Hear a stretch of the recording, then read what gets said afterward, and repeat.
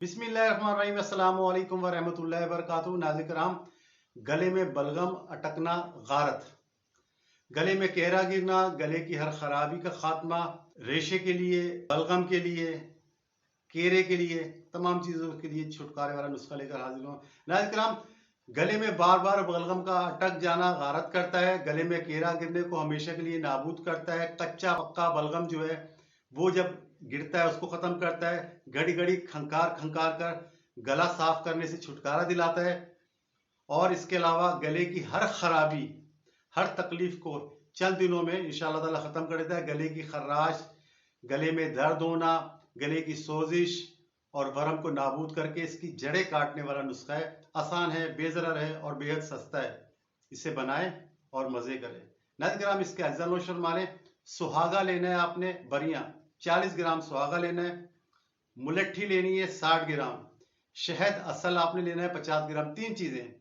अब आपने करना ये, सुहागा लेके ना उसे तवे पे डाल के भून लें। इसे भूनने को हम बोलते हैं बरियां करना, ठीक है। अच्छा, ख्याल रहे कि जलने ना पाए और इसे भूनते हुए ना इसके धुएं से बचें। मुलट्ठी को आपने बारीक करना है, कपड़े से छान लेना है। नोट करने की बात यह है कि सुहागे का वजन आपने बरियां करके, क्योंकि पानी खुश होगा तो कम हो जाता है, बरियां करके आपने 40 ग्राम तोलना है। इसी तरह से मुलट्ठी को भी छान के आपने 60 ग्राम तोलना है। दोनों हो गए। इसके बाद आपने करना यह है कि थोड़ा थोड़ा सा शहद डालना है और उसे अच्छी तरह गूंथते जाना है, गूंथते जाना है। 50 ग्राम जो शहद है, जब ये आटे की तरह नरम हो जाए ना, आटा गूंदने के लिए, क्योंकि हमने इसकी गोलियां बनानी है, तो इसको आपने थोड़ा थोड़ा सा पानी लगा के, तेल लगा के ना हाथ में, तो छोटी छोटी चने के बराबर जो थे ना, चना, इस तरह चना होता है, इससे काबली चना, उससे थोड़ी सी बड़ी जो है ना, आपने ये गोलियां बना लेनी है, ठीक है। हाथ में चिपके नहीं, तेल या घी वगैरह थोड़ा सा लगा लेना हर दफा। तो जब ये गोलियां बना लें तो उससे साय में रख के खुश्क करें। 3-4 दिनों के अंदर ही खुश्क हो जाती है, सर्दी के दिन है। अच्छा, अब इस्तेमाल इसका क्या करना है, सुबह नाश्ते के घंटे बाद और रात के खाने के 1 घंटे बाद एक गोली मुंह में रखकर चूसनी है इसको, ठीक है।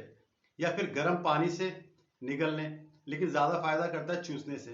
इसके बाद नाश्ता कम से कम 1 घंटे बाद करें और रात की रोटी भी जो है वो 1 घंटे बाद खाएं, या खाने से पहले खाना चाहते हैं तो पहले ही खा लें, खाना बाद में खाएं।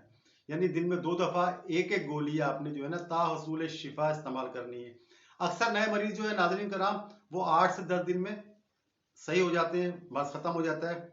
ज्यादा पुराने और जिद्दी अमराज जो है ना, वो 15 से 20 दिन या 30 दिन भी, यानी मुकम्मल शिफा आने तक आप इसे इस्तेमाल। मतलब जैसे आम गले की खराबी है, आवाज की खराबी है, साउंड ब्लॉक हो जाना है, गले में दर्द है, सूजन है, तो ये इंशाल्लाह ताला 2 से 3 दिन के अंदर ये नुस्खा उसे उड़ा कर रख देता है।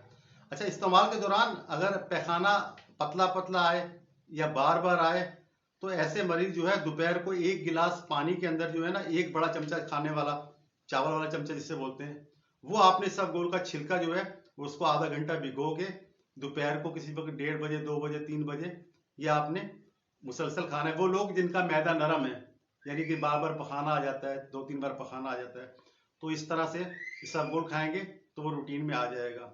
और इस दौरान जो लोगों को कब्ज होता है वो कब्ज ना होने दे, कब्ज खत्म करने की कोशिश करें, ठीक है नाज़रीन कराम। ये बड़ा शानदार नुस्खा है, तमाम नुस्खों का बादशाह नुस्खा है। जितने भी नुस्खे मैंने आपको शाया किए हैं ना, गले में बलगम अटकना, बाबा अलग अटकना, खासकर सर्दियों में ही होता है, अक्सर लोगों को तो दायमी होता है, तो इससे जान छुड़ाएं। सस्ती सी गोलियां बना लें, खुद भी खाएं, लोगों को भी बांटें।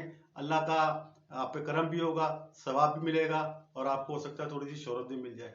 इस तरह मैं कहा करता हूँ, नुस्खा बनाएं, इसे खाएं, बीमारी भगाएं, तंदुरुस्ती पाएं। बशर्ते जिंदगी आने वाली किसी वीडियो तक के लिए अल्लाह हाफिज।